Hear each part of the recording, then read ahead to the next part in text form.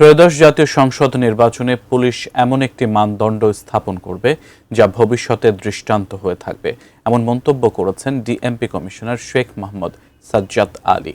নির্বাচনকালীন ঢাকা মহানগরের নিরাপত্তা বিষয়ে ব্রিফকালে সকালে মিডিয়া সেন্টারে কথা বলেন তিনি। বিস্তারিত জানাচ্ছেন মাহতাব মিনহাজ। আগামী 12 ফেব্রুয়ারি অনুষ্ঠিত হতে যাচ্ছে ত্রয়োদশ জাতীয় সংসদ নির্বাচন ও গণভোট 2026 উপলক্ষে ঢাকা মেট্রোপলিটন পুলিশের নিরাপত্তা পরিকল্পনা তুলে ধরতে মিডিয়া সেন্টারে আয়োজিত হয় এই সংবাদ সম্মেলন। নির্বাচনের দায়িত্ব পালনে পুলিশের সক্ষমতা ও দক্ষতা বৃদ্ধির জন্য ডিএমপির প্রায় 25,000 সদস্যকে নির্বাচন সংক্রান্ত বিশেষ প্রশিক্ষণ প্রদান করা হয়েছে। সাংবাদিকদের সামনে নিরাপত্তা পরিকল্পনা বিস্তারিতভাবে তুলে ধরেন ডিএমপি কমিশনার শেখ মোহাম্মদ সাজ্জাদ আলী। জানান, নির্বাচনকে ঘিরে ডিএমপি এলাকায় কোনো ধরনের হুমকি নেই। একাধিক ভোট কেন্দ্রের নিরাপত্তার জন্য থাকবে 180টি স্ট্রাইকিং টিম ও 510টি মোবাইল টিম।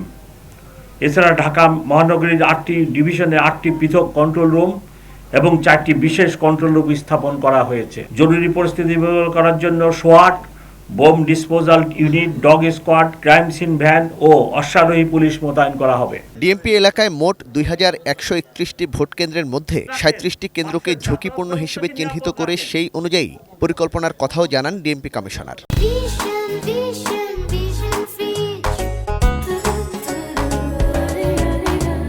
ভোট কেন্দ্রগুলোকে দুটি শ্রেণীতে ভাগ করা হয়েছে।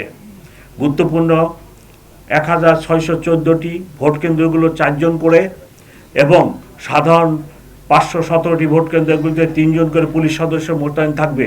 আরও 37টি ভোট কেন্দ্র চিহ্নিত করেছি ঝুঁকিপূর্ণ বলে মনে করে, এবং সেই 37টি কেন্দ্রে 7 জন পুলিশ অফিসার নিয়োজিত থাকবে। নির্বাচনী পরিবেশ অবাধ ও সুষ্ঠু থাকবে জানিয়ে কমিশনার বলেন, এবারের নির্বাচনে পুলিশ অতীতের সব কালিমা মোচন করে ভবিষ্যতের জন্য দৃষ্টান্ত স্থাপন করবে। অতীতে নির্বাচনে পুলিশকে যেভাবে ব্যবহার করা হয়েছে সেই কালিমামুক্ত হয়ে জাতিকে একটি অর্থবহ ও সর্বজন গ্রহণযোগ্য নির্বাচন উপহার দিতে আমরা প্রতিশ্রুতিবদ্ধ। গত সপ্তাহে ইনকিলাব মঞ্চ এবং পে স্কেল দাবিকারীদের বিক্ষোভ দমনের বিষয়েও কথা বলেন ডিএমপি কমিশনার। আমার ইনফর্মাল ড্রেসে আমার বাসায় ছুটির দিন, বাস্তব কথা হলো চুলই কাটাচ্ছিলাম। যেখানে আমার 144 ধারা সভা সমাবেশ নিষিদ্ধ আছে, সেখানে এসে আপনার যদি আন্দোলনকারীরা এই ধরনের কর্মকাণ্ড করে, তাহলে কি পুলিশ কমিশনার বসে থাকার কোনো সুযোগ আছে কিনা? Mahtab Minhaj, ATN news, Dhaka.